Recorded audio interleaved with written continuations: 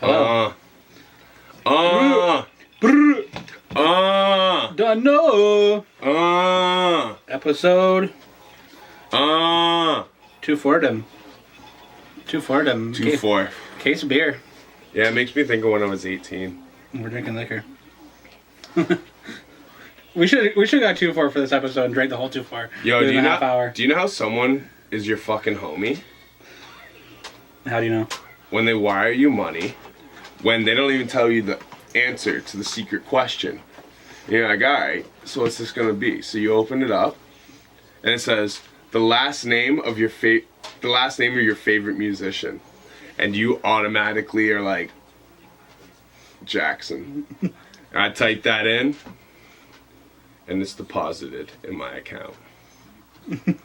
That's how you know somebody's your motherfucking homie. Right? Yo, salute C-Rack. I know Janet's hot, but like, she's your favorite? Michael, motherfucker. Oh, okay.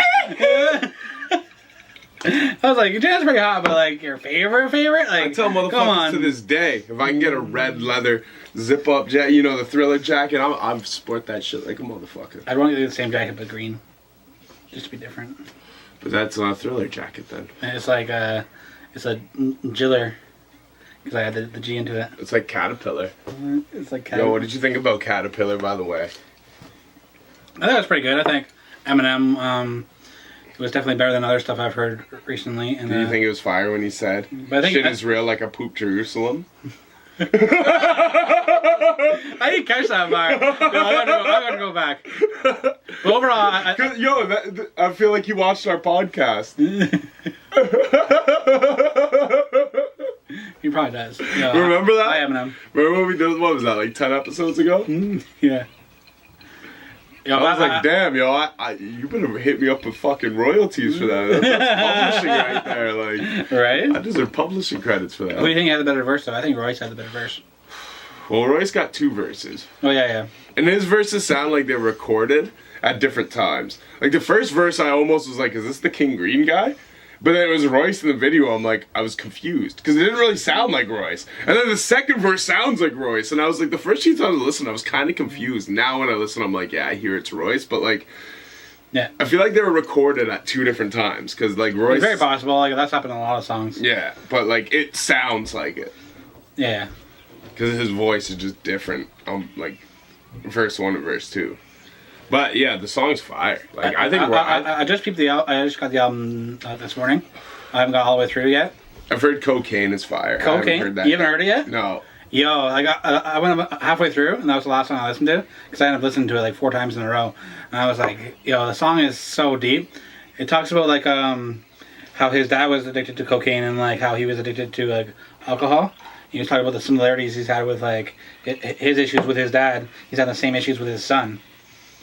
And it's like fucking, it's a really crazy concept. It's dope. Like, word, eh? Yeah, it's and like Royce can actually sing the way he says like cocaine. Like I can't do it, but like he can actually sing and do that shit. No, like, Royce can sing, and I actually first noticed it on Prime 1, and it wasn't so much the album, but when they put out the bonus songs, they did the one with MF Doom and Fonte, and it's highs and lows. It's like, hey there, music world, you've been keeping them waiting. These are my highs and lows. Okay. And it's like he's like dope on the hook. And I heard Fonte say in an interview, or maybe it was Royce, but either way, one of them said in an interview after, they're like, yeah, when we originally like linked up for the song, Royce had the hook written for Fonte to sing.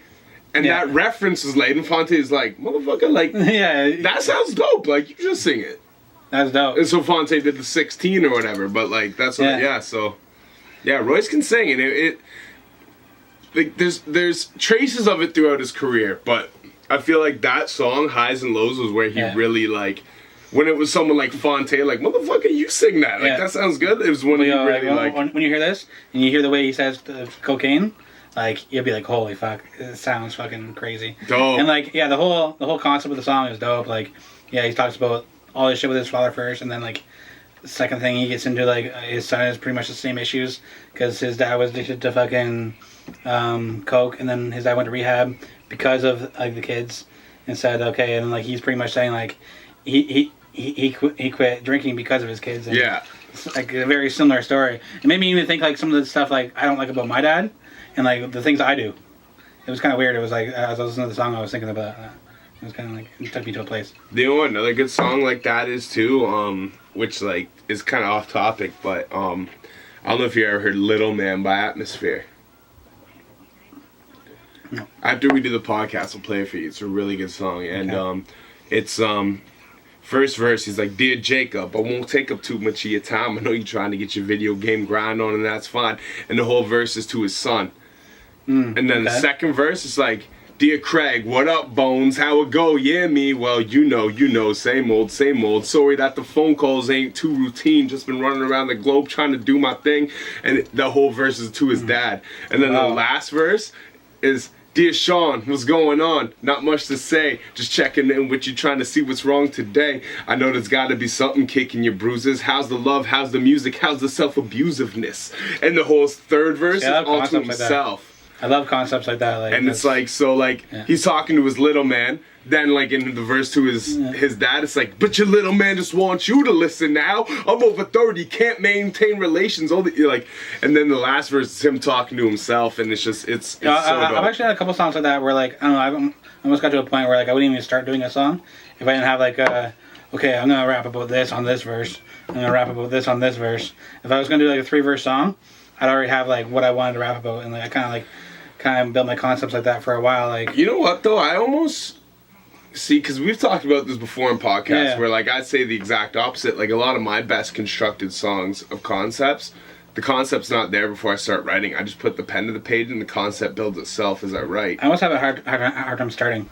But I feel like I haven't heard Cocaine yet, so I'd have to listen to it. But like I feel like with like Atmosphere's Little Man, I don't know, maybe he did have the idea before he started penning it, but I almost feel like he didn't. Like I almost feel like maybe he wrote the verse about his son, and then next thing, you know what I mean? Like I don't know, but that's maybe because that's how I write. A lot of times it builds everybody's itself. different. You know what I mean? Everybody's different. Some people do have the preconcepted thought, and then other people like.